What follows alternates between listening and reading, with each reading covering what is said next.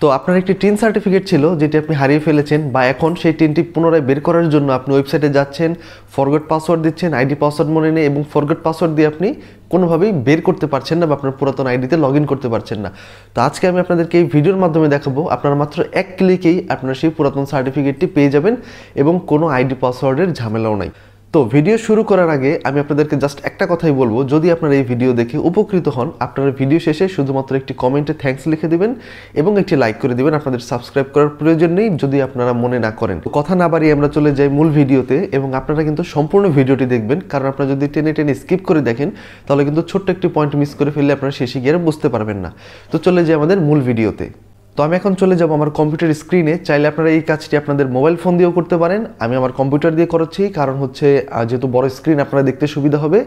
তো আমি চলে যাই আমার কম্পিউটার স্ক্রিনে। চলে যাচ্ছি সবার আগে আমি আমার কম্পিউটারের গুগল ক্রোমে এবং সেখানে আমি গুগলে গিয়ে সার্চ করছি ইটিন লিখে। তো দেখতে পাচ্ছেন আপনারা এখানে আমি ইটিন লিখে সার্চ করলাম এবং সার্চ করার পরে কিন্তু এখানে সরাসরি আমার উপরে ইটিনের যে অফিসিয়াল ওয়েবসাইটটি শো করছে। তো আমি এটাতে ক্লিক করে দিব। ক্লিক করে দেওয়ার পর দেখতে পারবেন আপনাদের সামনে ইটিনের ওয়েবসাইটটি এসে গেছে। এখানে আমাদের কিছু মেনু শো করেছে। তো আমরা এখান থেকে উপরের যে মাঝে ই রিটার্ন অপশনটি আছে এটিতে আমরা ক্লিক করে দেব। ক্লিক করার পরে দেখতে পারবেন ডান পাশে আপনাকে একটি ছোট্ট ফর্মের মতো চলে আসছে। এখানে নিচে আমাদের একটি রেজিস্ট্রেশন বাটন আছে। তো আমরা এই রেজিস্ট্রেশনে ক্লিক করে দেব। ক্লিক করার পর এখানে কিন্তু আপনার টিন নাম্বারটি দিতে হবে, অর্থাৎ আপনার পুরাতন টিন সার্টিফিকেটটি বের করার জন্য আমাদের কিন্তু অবশ্যই টিন নাম্বারটি প্রয়োজন। আপনার যদি কোথাও লেখা থাকে বা কোনো ফটোকপিতে থাকে বা কোথাও আপনি ব্যবহার করে থাকেন সেখান থেকে আপনি জাস্ট আপনার টিন নাম্বারটাকে নিয়ে নেবেন, নিয়ে কিন্তু এখানে জাস্ট বসিয়ে দিবেন। তো এখানে আমি আমার টিন নাম্বারটি বসিয়ে দিচ্ছি। এরপর নিচে এখানে আমাকে দিতে হবে মোবাইল নাম্বার। তো আমি এখানে আমার মোবাইল নাম্বারটি দিয়ে দিচ্ছি।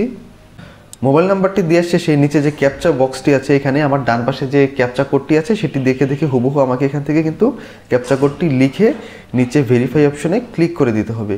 তো ভেরিফাইতে ক্লিক করার পর আমাকে কিন্তু উপরে দেখাবে যে ওটিপি সেন্ড, অর্থাৎ আপনার ওই নাম্বারটিতে একটি ওটিপি কোড গেছে, যে ওটিপি কোডটি আমাদের কিন্তু এখন লাগবে এখানে আমাদের বক্সে দিতে হবে।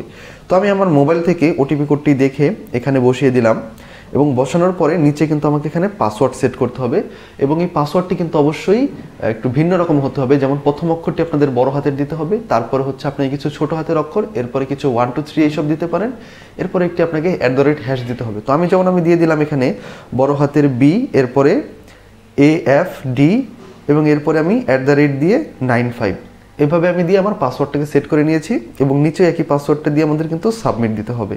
তো সাবমিট দেওয়া হয়ে গেলেই দেখবেন আপনাদের কিন্তু পরবর্তী পেজে কনগ্রাচুলেশনস লেখা আসবে। তো দেখতে পাচ্ছেন এখানে আমার রেজিস্ট্রেশনটা সাকসেসফুলি কমপ্লিটেড লেখা দেখাচ্ছে। তো এবার আমরা এখান থেকে নিচে কন্টিনিউতে বা সাইন ইন অপশনে ক্লিক করে দেব। ক্লিক করলে আমাদের সেই টিন নাম্বারটি এখানে দিতে হবে এবং আমরা যে একটু আগে পাসওয়ার্ডটি সেট করেছি সেই পাসওয়ার্ডটি কিন্তু আমাদের নিচে দিতে হবে। তো আমরা উপরে টিন নাম্বার এবং পাসওয়ার্ডটি দিয়ে এবং তারপরে ওই ক্যাপচা কোডটি একইভাবে দিয়ে আমরা কিন্তু এই সাইন ইন অপশনে ক্লিক করে দিব। তো সাইন ইন অপশনে ক্লিক করলেই দেখতে পারবেন আমার যে প্রোফাইল ইটিনের এই প্রোফাইলে কিন্তু লগ ইন হয়ে গেছে। এবার এখানে আমাকে সিম্পল কিছু তথ্য শো করছে, যেমন আমার নাম, বাবার নাম, মায়ের নাম, মোবাইল নাম্বার ইত্যাদি শো করছে এখানে। তো এখান থেকে আপনারা চাইলে ওপরে আপনাদের ইমেলের একটি বক্স আছে, সেখানে আপনারা চাইলে আপনাদের ইমেল অ্যাড করতে পারেন, নিচে আপনাদের স্পাউস অর্থাৎ স্বামী স্ত্রীর নাম অ্যাড করতে পারেন, না করলেও সমস্যা নেই, এক্ষেত্রে আমরা সেভ অ্যান্ড কন্টিনিউ দিয়ে দিতে পারি। তো সেভ অ্যান্ড কন্টিনিউ দেওয়ার পরে কিন্তু আমাদের বাম পাশে একটি মেনু শো করছে যেখানে বিভিন্ন অপশন আছে, সাবমিশন, ট্যাক্স রেকর্ড। তো আমাদের কিন্তু এখানেই মূলত কাজটা। তো আমরা নিচে এখানে ট্যাক্স রেকর্ড অপশনটিতে ক্লিক করব। ট্যাক্স রেকর্ড অপশনটিতে ক্লিক করলে কিন্তু দেখুন এখানে লেখা আছে টিন সার্টিফিকেট নামে একটি অপশন। এই টিন সার্টিফিকেটে ক্লিক করলেই আমাদের সামনে আমাদের টিন সার্টিফিকেটটা শো করবে।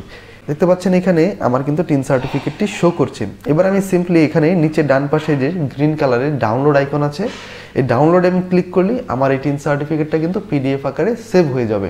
এবার আপনি এই PDFটাকে আবার আপনার স্টোরেজে আপনি সেভ করে রাখতে পারেন, এরপরে হচ্ছে আপনি প্রিন্ট দিতে পারেন। তো এটাই ছিল টোটাল কিন্তু প্রসেসটা, যেটা একদমই সহজ, মাত্র 2 মিনিটে আপনার এটা হয়ে গেল।